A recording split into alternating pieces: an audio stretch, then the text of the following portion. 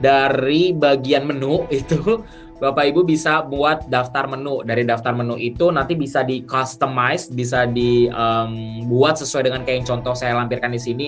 Misalnya menu 1 ada 4 kategori apa aja. Ada ayam goreng, terus ayam goreng itu kan ada 3 hidangan. Mungkin ada pilihan dada, paha, atau bebas. Kayak gitu-gitu kan. Atau misalkan telur goreng, ada telur goreng ceplok atau mata sapi atau dadar misalkan kayak gitu atau lain-lainnya. Jadi benar-benar bisa dibuat dalam sebuah tampilan menu yang menarik sehingga nantinya Bapak Ibu bisa membuat customer tuh pertama jadi lebih mudah untuk memilih dalam pembelian. Yang kedua, customer itu juga lebih enak secara tampilan, lebih gampang gitu. Jangan sampai Bapak Ibu jualan nasi goreng tapi yang di-highlight di menu utamanya malah es teh manisnya gitu kan. Kalau nama restorannya nasi goreng ya kalau bisa menu-menu awalnya nasi goreng lah. Nah, yang saya informasikan di sini mengenai optimalkan halaman aplikasi Grab Merchant, mungkin tadi saya lupa di awal, ini semuanya ada ya di aplikasi. Kalau misalkan Bapak Ibu nanti daftarnya sebagai GrabMart juga, cuma mungkin bahasanya aja yang beda. Mungkin kalau kalau di GrabMart namanya bukan menu atau produk yang dijual kayak gitu, tapi sebenarnya semua fiturnya kurang lebih sama ya. Terus habis itu ini yang promo. Jadi nanti Bapak Ibu juga tinggal masuk ke menu promo.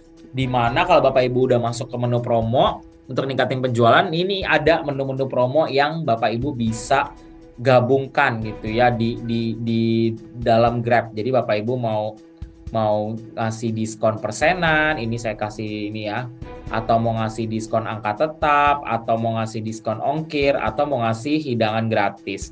Saya nggak tahu mana yang Bapak Ibu lebih nyaman, jadi silahkan dimanfaatkan aja. Cuma kalau diskon persenan ini, Bapak Ibu kalau mau ngasih diskon ke customer, misalkan mau ngasih diskon 20% gitu, atau mau ngasih diskon angka tetap, jadi kayak diskon langsung 5.000 atau diskon 10.000 kayak gitu ya.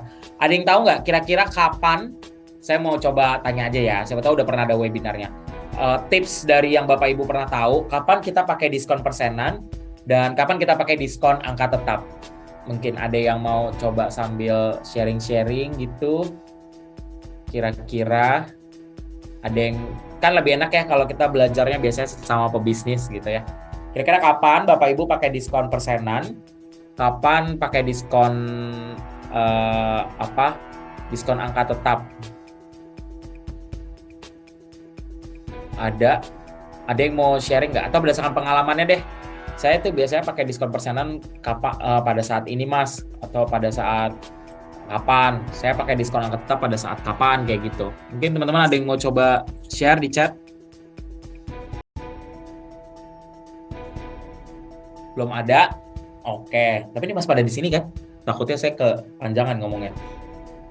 Jadi kalau kalau saya sendiri biasanya kalau pakai diskon, kebetulan saya juga ada jualan ya di beberapa marketplace gitu ya. Kalau saya kan jualannya soalnya beberapa barang elektronik gitu. Jadi kayak belum masuk kayak ekosistemnya Grab.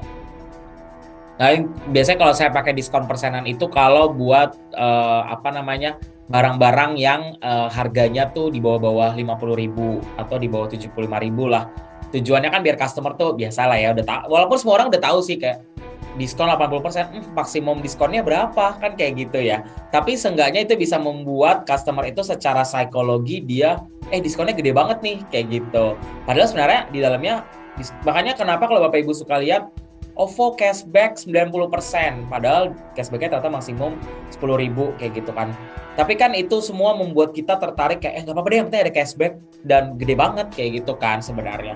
Terus kalau pakai diskon angka tetap itu biasanya buat barang-barang yang harganya di atas 100.000 tuh kalau saya pakainya. Kenapa? Karena kadang harga di atas 100.000 terus habis itu diskonnya ternyata 25.000 itu kan gede banget ya.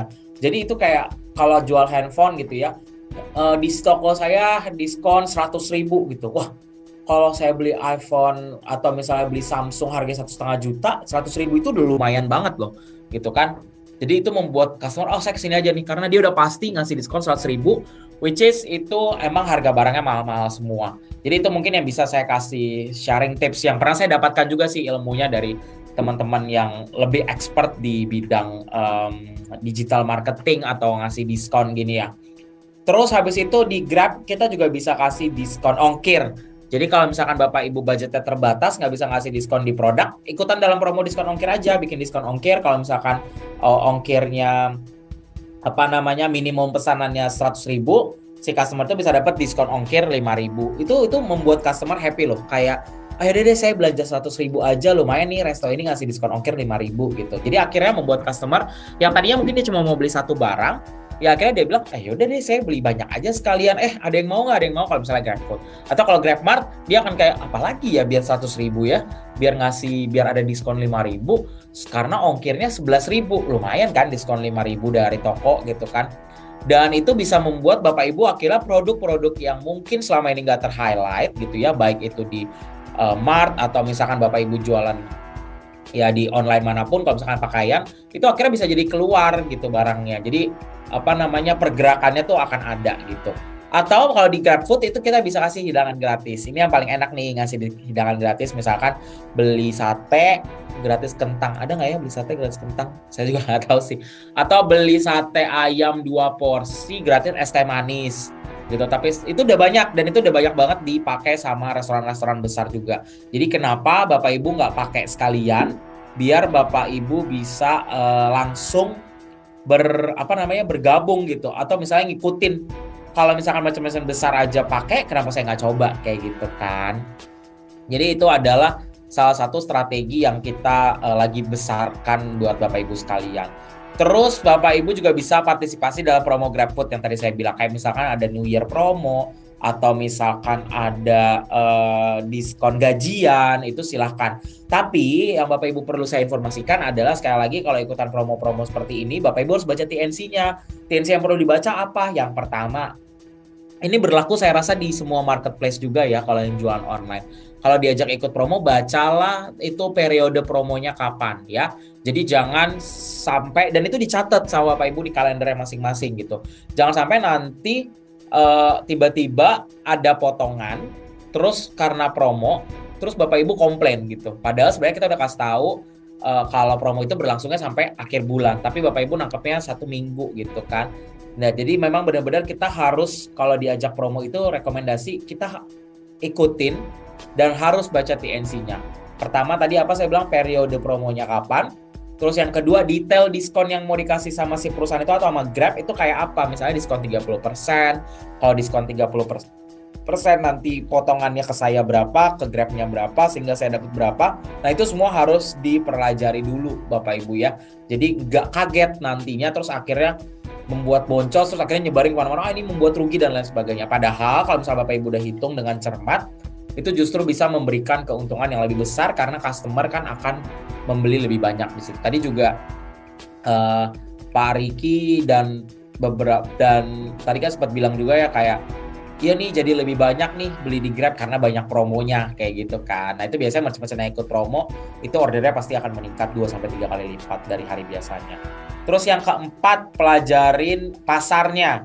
Jadi kalau misalkan Bapak Ibu pakai ads itu ya, itu nanti ads-nya akan kita tutup kok Bapak Ibu. Kita akan tutup ads-nya itu ke daerah sesuai Bapak Ibu aja. Kalau misalkan Bapak Ibu emang daerah Jawa Barat atau Jawa Tengah, ya akan di daerah situ aja. Nggak mungkin ads-nya itu tiba-tiba muncul buat saya yang ada di Jakarta. Ya nggak mungkin, itu namanya akan menghabiskan anggaran ads-nya Bapak Ibu aja kayak gitu. Jadi kalau misalkan Bapak Ibu memang jualnya hanya di Cirebon misalnya gitu tadi, atau misalkan ada yang di Bandung gitu, ya udah itu ads-nya hanya akan muncul di customer-nya yang ada di Bandung.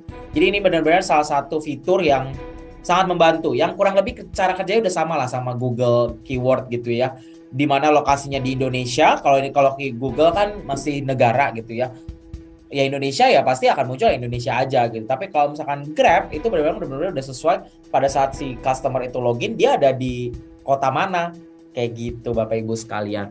Dan kita ada 2, yaitu search ads yang tadi saya bilang pakai keyword, atau banner. Kalau banner ini desainnya diatur oleh Bapak Ibu sendiri. Jadi misalkan mau pakai kreatif sendiri atau mau warna apa, itu silahkan dimanfaatkan gitu ya kalau memang bisa desain sendiri.